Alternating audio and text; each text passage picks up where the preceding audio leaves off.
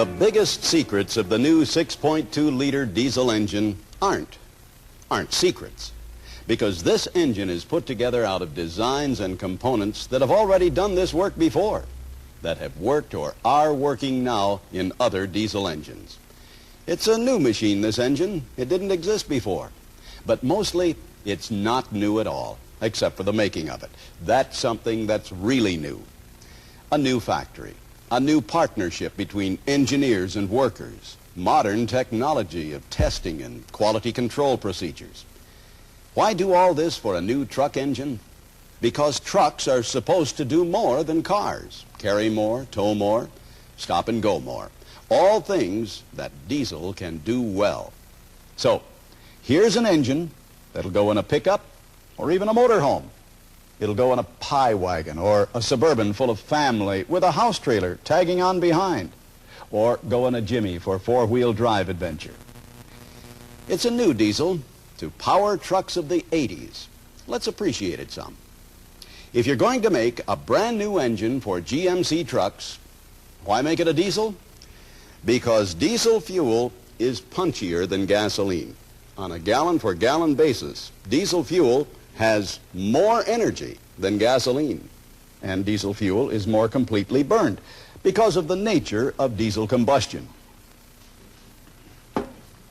In a gas or diesel engine, for the piston to make one trip up and down in the cylinder, the crankshaft must revolve 360 degrees.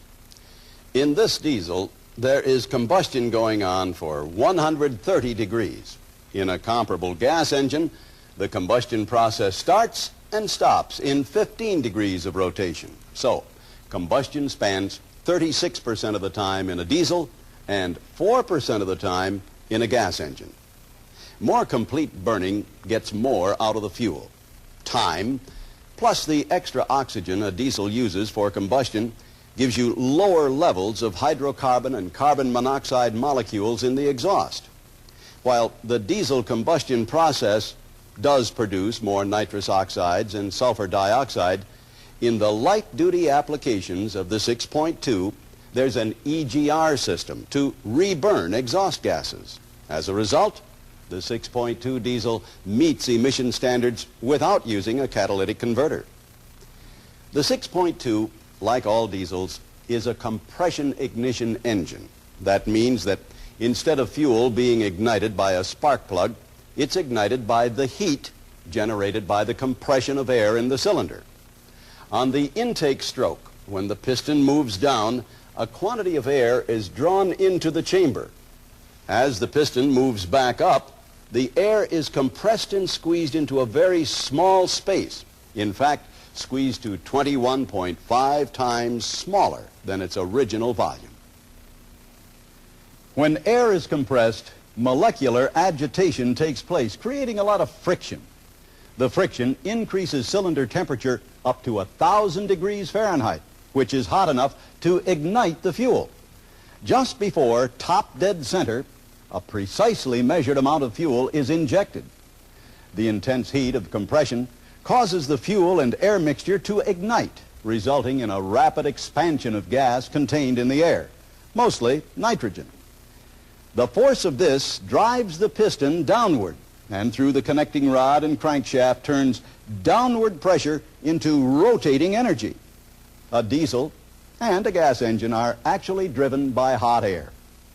Because the air and fuel are mixed in the combustion chamber and engine speed is controlled by the amount of fuel injected, there's no need for a carburetor. Since there are no spark plugs, there's no need for a distributor or high voltage leads, and that saves on maintenance. For combustion to be smooth and thorough in a diesel, the fuel-air mix must start burning at several points, and not just one. Therefore, the fuel must be sprayed into a whirlwind or vortex.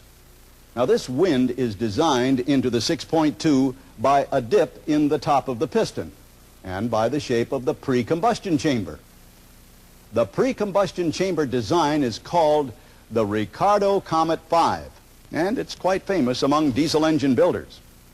It is carefully designed to ensure that when air enters the chamber during the compression stroke, it begins to swirl rapidly. It's sometimes called a swirl chamber. The fuel is injected into this turbulence as millions of tiny droplets. The turbulence helps disperse and surround each droplet by enough hot oxygen molecules in the air to provide complete combustion. This pre-chamber gives the 6.2 lower emissions levels than a gas engine because the fuel is more completely burned. It also helps quiet the operation by lengthening and smoothing out the sounds of combustion. Injecting into a pre-chamber instead of into the cylinder proper is called indirect fuel injection.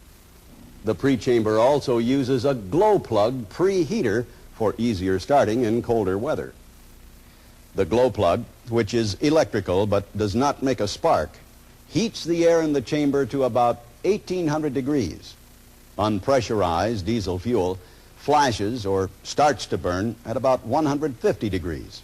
But when it's delivered at high pressure, it heats up due to friction between the molecules of fuel. You can see how 1800 degrees of air preheat can help you start on a cold morning. Now, one of the determining factors in the ignition quality of the fuel is the amount of paraffin present in it. Relatively high amounts of paraffin give diesel fuel a good ignition quality. Unfortunately, in cold temperatures, this paraffin can separate into crystals that may plug the fuel filters and stall the engine. That's why all 6.2 diesels have a fuel line heater. Now, the heater melts the paraffin so that it'll continue to flow.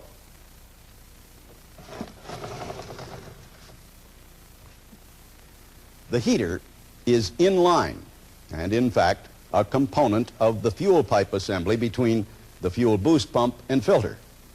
The heater has a thermal sensor that switches the unit on when the fuel temperature is 20 degrees or less.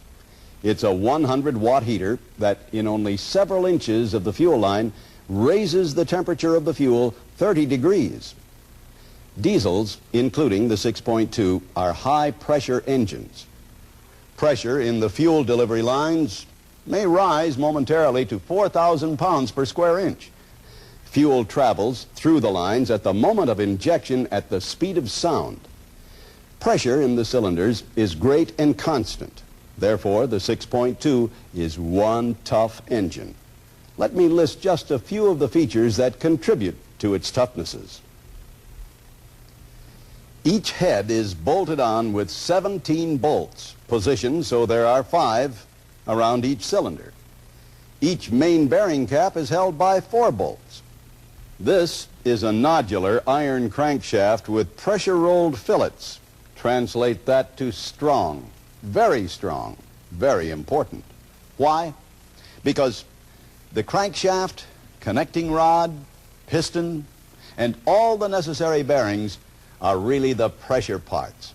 These take the tremendous drive of the 6.2 and convert it to wheel-turning RPM. So strength is important.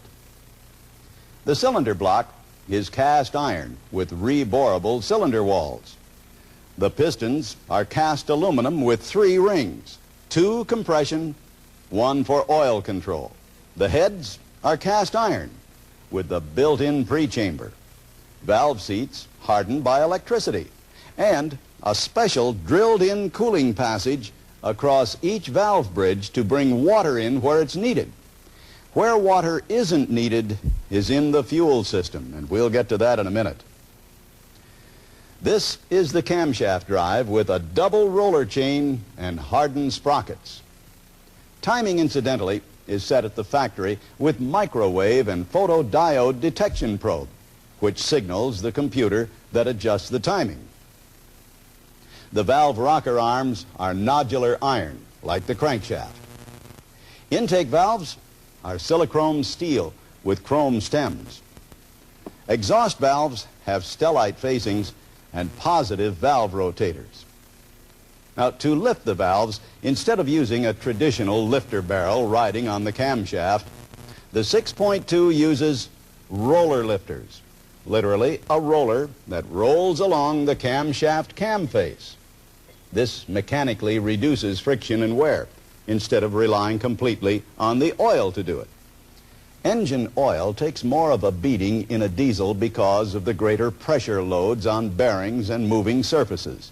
Also, the higher cylinder pressure works constantly to force some combustion byproducts past the rings and into the oil, which can eventually dilute the oil. That's why recommended oil change intervals are very important with a diesel. However, because of the roller lifters, it's possible to have recommended oil and oil filter intervals of 5,000 miles for the 6.2-liter diesel, 2,500 miles for severe use.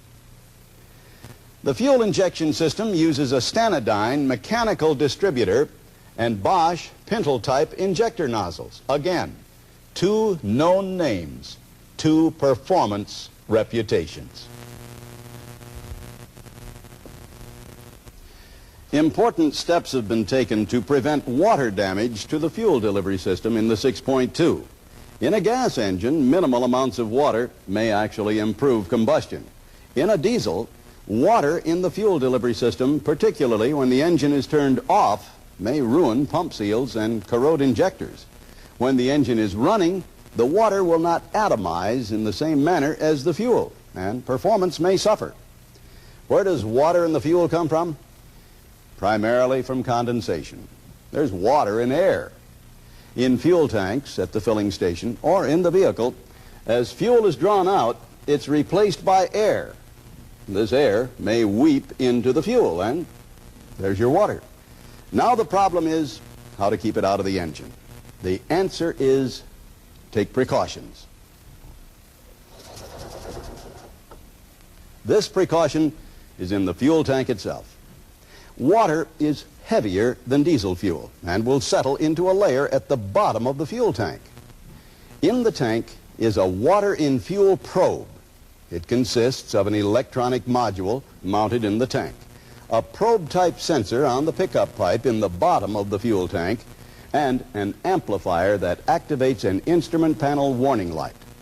This light will come on whenever there's more than 2.5 gallons of water in the tank. Now, to get that water out, a fuel siphoning tube with a shutoff valve is provided near the vehicle rear spring hanger. This is used to siphon the water out of the fuel tank. In addition to the water and fuel indicator, there's a standard fuel filter mounted on the sending unit that's designed to prevent approximately 3.5 gallons of water that may collect in the tank from entering the fuel system. This fuel filter is a sock that allows fuel to flow, but not water.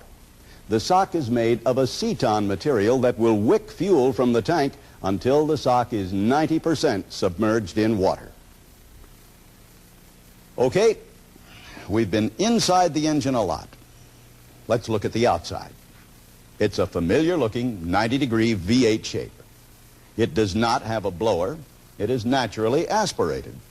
It is designed in two versions for light-duty truck applications. The LH6 for trucks up to 8,500 pounds GVWR, and the LL4 for trucks over 8,500 pounds GVWR. The 6.2 has a tow rating. In C2500 and 3500 applications, properly equipped, it can carry and tow a combined vehicle payload and trailer weight of 13,500 pounds. In the C1500 and C2500 light-duty pickup applications, the 6.2 will be available with either a 4-speed manual overdrive transmission or a 4-speed automatic overdrive that includes the torque converter clutch.